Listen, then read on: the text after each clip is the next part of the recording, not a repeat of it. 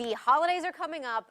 Lots of people go to the movies over Christmas, so that's why we have Josh Bell, our movie expert here, to talk about some of the big openings. Yes. I have to tell you, I haven't forgiven Michael Fassbender for that Steve Jobs movie. Wasn't that bad? It was bad. It was bad. I thought he was good in it. Okay.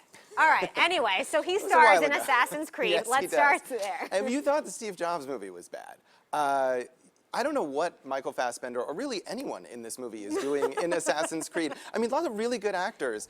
Michael Fassbender, Marion Cotillard, Jeremy Irons, Brendan Gleeson, all of these really accomplished thespians in this video game movie. And the history of movies based on video games is not a strong one. Right. And this one, and I will say I'm not a gamer, so maybe people who have played the Assassin's Creed games can follow this movie better than I could, but this plot is incredibly convoluted about this search for the Apple of Eden, which controls human free will. You've got two different organizations, and part of it takes place in the past, and part of it's in the present, and they can kind of not travel to the past, but you're looking at me like, what am I talking about? I have no idea. And I yet, can't even I watched follow this your... movie for 2 hours trying to figure out the same exact thing.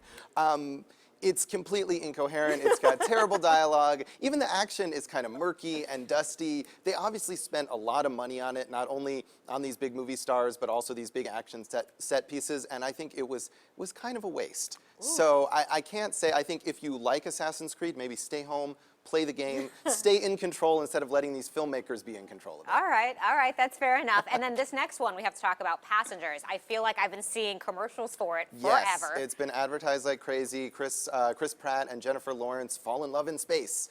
That sounds like a good time. It could be. I mean, certainly they're very good-looking movie stars, and it's an intriguing premise. They're on this voyage, and they're supposed to be in suspended animation. They're woken up early, and the two of them are kind of alone, and they fall in love on this spaceship.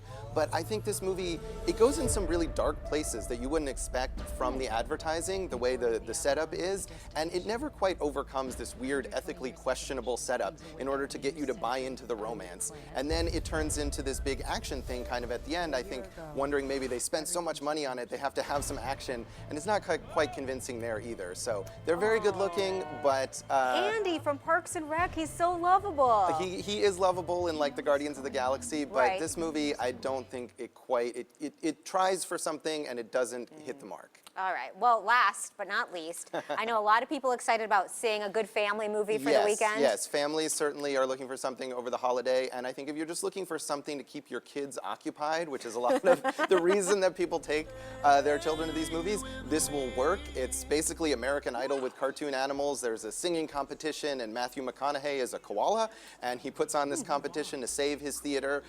It's got, I think, 65 different pop songs sung in a very annoying fashion by cartoon animals. I found this to be honestly a painful experience, but I think again, if you're just looking for something to keep your kids occupied, it's bright, it's kind of loud, and it's got a lot of catchy music to it, so maybe parents can tune out and take a nap, but it's not really one that's sophisticated enough to reach an adult audience. All right, well, fair enough, but we do have more movies to go through. Yeah, we got some awards contenders to talk about later, yes. Okay, so you're saving the good stuff for Todd.